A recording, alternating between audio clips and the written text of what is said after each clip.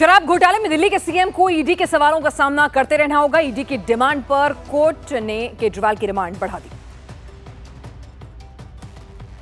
केजरीवाल को आज भी कोर्ट से राहत नहीं मिली। राउज एवेन्यू कोर्ट ने 1 अप्रैल तक उनकी रिमांड बढ़ा दी है। केजरीवाल को सोमवार तक ईडी की रिमांड पर रहना होगा। ईडी ने केजरीवाल के 7 दिन की रिमांड मांगी थी, लेकिन उसे 4 दिन की रिमांड मिली। केजरीवाल के वकीलों ने भी रिमांड का विरोध नहीं किया।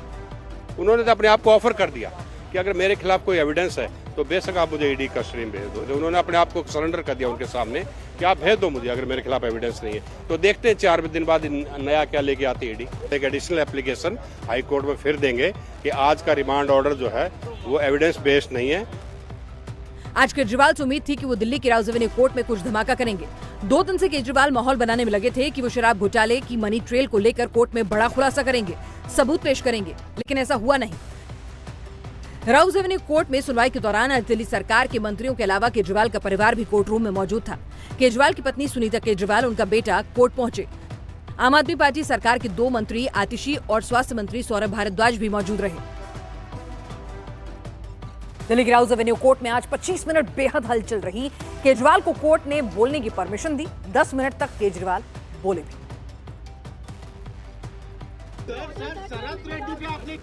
केजरीवाल ने 10 मिनट तक कोर्ट में अपनी बात रखी। कोर्ट में सीधे कहा कि घोटाला मैंने नहीं, बीजेपी ने किया, पैसे मैंने नहीं, बीजेपी ने लिए हैं। केजरीवाल ने कोर्ट में 5 बड़ी बातें कही। आपको बर्बाद करना चाहती है ईडी। ईडी का मकसद मुझे फंसाना है। शराब घोटाले के पैसे कहाँ हैं? शरद रेड्डी ने बीजेपी को 50 करोड़ रुपए दिए हैं। मेरे पास रैकेट चलाने के सबूत हैं। सीएम सर, एलजी सेइंग कि सरकार जो है वो जेल से नहीं चलेगी। What would you like to say on this? LG कह रही सरकार जेल से नहीं चलेगी। ये एक पॉलिटिकल षड्यंत्र है, जनता इसका जवाब देगी। केजरीवाल खुद को बेगुनाह बता रहे हैं, लेकिन फोन का पासवर्ड नहीं बता रहे। ईडी पिछले 6 दिन से केजरीवाल से उनके आईफोन का पासवर्ड मांग रही है। केजरीवाल की दलील है कि ईडी पासवर्ड देने के लिए प्रेशर नहीं बना सकती। ईडी ने कोर्ट में क्या कहा, ये भी जान लीजिए। डिजिटल डेटा की जांच जरूरी है। केजरीवाल सवालों का गोलमोल जवाब दे रहे हैं। आमने सामने की पूछताछ जरूरी है। गोवा से आए गवाहों के सामने बैठाकर पूछताछ जरूरी है।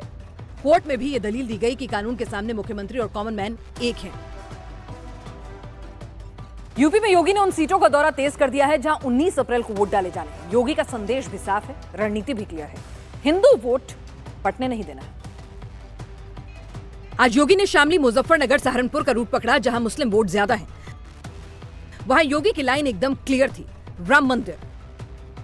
कांवड़ यात्रा की बात करनी है, हिंदू वोट की बात करनी है। आपका एक वोट जब गलत हाथों में जाता था तो मुजफ्फरनगर में महीनों कर्फ्यू लगता था। आपका एक वोट सही हाथों में गया तो मुजफ्फरनगर अब कर्फ्यू नहीं, कांवड़ यात्रा के लिए जाना चाहता। क्या अयोध्या में राम मंदिर का निर्माण ये सपा, बसपा और कांग्रेस के लोग करा पाते क्या? 2 महीने के अंदर अयोध्या में 1.5 करोड़ से ज्यादा श्रद्धालुओं ने दर्शन किया है। कैराना, मुजफ्फरनगर, सहारनपुर में मुस्लिम वोट बड़ा फैक्टर है। सहारनपुर में कांग्रेस और बसपा ने मुस्लिम प्रत्याशी दिए हैं। कैराना में भी सपा ने मुस्लिम कैंडिडेट उतारा है। मुस्लिम वोट बटेगा तो बीजेपी का रास्ता क्लियर होगा।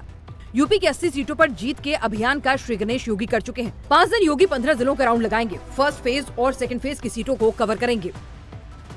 मां का टिकट कंफर्म हो गया, लेकिन बेटे वरुण गांधी लिस्ट से आउट हो गए। पीलीभीत से टिकट कटने के बाद वरुण गांधी इमोशनल हो गए। टिकट कटने के बाद वरुण गांधी ने पीलीभीत की जनता के नाम इमोशनल लेटर लिखा है। वरुण गांधी ने ऑफिशियल एक्स हैंडल पर चिट्ठी पोस्ट की है। इस लेटर में पहली बार पीलीभीत आने से लेकर सांसद बनने तक का जिक्र है। लेटर के जरिए वरुण गांधी ने भविष्य को लेकर मैसेज भी दिया है। वरुण ने लिखा है कि वो राजनीति में आम आदमी की आवाज उठाने के लिए आए थे और इसके लिए कोई भी कीमत चुकाने को तैयार हैं। लंबे वक्त से वरुण गांधी बीजेपी को ही घेर रहे थे, खुलकर बयानबाजी कर रहे थे, इसलिए उनका टिकट कटना तय माना जा रहा था। बीजेपी ने इस बार वरुण गांधी की जगह जतिन प्रसाद को चुनावी मैदान में उतारा है। भाजपा के टिकट पर लगातार कई चुनाव लड़कर के जीते हैं और आज भाजपा ने किसी और को प्रत्याशी बनाया है, तो यह दायित्व तो होता है जिसको टिकट मिला है उसको जिताने के लिए सब लोग लगे। वरुण की मां मेनका गांधी को सुल्तानपुर से टिकट मिला है। वरुण के परिवार का पीलीभीत से रिश्ता 35 साल पुराना है। 1996 से अब तक इनका परिवार ही लगातार यहाँ काबिज रहा। उड़ीसा से महाराष्ट्र तक एनडीए का कुनबा बढ़ता जा रहा है। गोविंदा एक बार फिर अभिनेता से नेता बन गए। मोदी के मिशन 400 में जुड़ गए। ये कमाल का इत्तेफाक है। इत्तेफाक नहीं, ये सत्य है, सच कहूं। ये 14वीं लोकसभा थी उसके 14 वर्ष बाद मैं आज पुनः मैं आया हूँ इस जगह पे। पॉलिटिक्स में गोविंदा की री एंट्री हो गई है। गोविंदा ने शिंदे की शिवसेना से सियासी सफर को आगे बढ़ाया है। गोविंदा का लोकसभा चुनाव लड़ना तय माना जा रहा है। एकनाथ शिंदे उन्हें मुंबई नॉर्थ वेस्ट से मैदान में उतार सकते हैं। इस सीट से उद्धव ठाकरे ने अमोल कीर्तिकर को उम्मीदवार बनाया है। 2004 से 2009 तक गोविंदा कांग्रेस पार्टी के सांसद रह चुके हैं। उस वक्त गोविंदा ने बीजेपी के राम नाईक को हराकर मुंबई नॉर्थ से चुनाव जीता था। उधर दिल्ली में ओडिशा के 3 बड़े चेहरे आज बीजेपी में शामिल हो गए। कटक लोकसभा सीट से लगातार 6 बार सांसद रहे भर्तहरि महताब ने बीजेपी की सदस्यता ले ली। उन्होंने 7 दिन पहले ही बीजू जनता दल की प्राथमिक सदस्यता से इस्तीफा दिया था। उनके अलावा बीजेडी से 2 बार सांसद रह चुके सिद्धांत महापात्र और प्रसिद्ध लेखिका दमयंती बेसरा ने भी भगवा खेमे में एंट्री ले ली है। डॉक्टर दमयंती बेसरा पद्म पुरस्कार से सम्मानित है।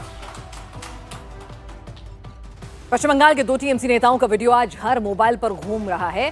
क्रिकेटर को अपनी ही टीम के खिलाड़ी ने बाउंसर दे मारा। আমাদের মনের ভাষা বোঝে না, যে বাংলা পড়তে জানে না, পিছনে কি লেখা আছে পড়তে জানে না, বাংলা লিখতে জানে না, বলতে জানে না, কৃষ্টি জানে না, সংস্কৃতি জানে না। ये वीडियो हर मोबाइल पर घूम रहा है। सोशल मीडिया पर पूछा जा रहा है, अभिषेक बनर्जी आखिर किसका मजाक उड़ा रहे हैं। वर्धमान दुर्गपुर से टीएमसी कैंडिडेट और पूर्व क्रिकेटर कीर्ति आजाद की चुनावी सभा में अभिषेक बनर्जी ने आउटसाइडर्स पर निशाना साधा, लेकिन वो शायद भूल गए कि कीर्ति आजाद भी बाहरी हैं। अभिषेक बनर्जी बोल रहे थे और कीर्ति आजाद का फेस एक्सप्रेशन भी बदल रहा था। पश्चिमी बंगाल में एक और टीएमसी कैंडिडेट का वीडियो वायरल हो रहा है। এত ঘাস এবং গাছপালায় ভর্তি আর সেগুলো গরু খাচ্ছে। গরু তো শাক পাতা খেয়েই বড় হয় এবং সেগুলো খেয়ে হৃষ্টপুষ্ট হচ্ছে আর তারপর তার যে দুধটা বেরোচ্ছে সেটা এত ভালো যে দইটা এত ভালো। মানে जब हुगली से टीएमसी कैंडिडेट रचना बनर्जी से पूछा गया कि सिंगूर के लिए उनकी पार्टी ने क्या किया, तो यही जवाब मिला। बंगाली और ओडिया फिल्म इंडस्ट्री की जानी मानी एक्ट्रेस रचना बनर्जी को दीदी ने हुगली से उतारा है। हुगली में उनका मुकाबला बीजेपी की मौजूदा सांसद लॉकेट चैटर्जी से होगा।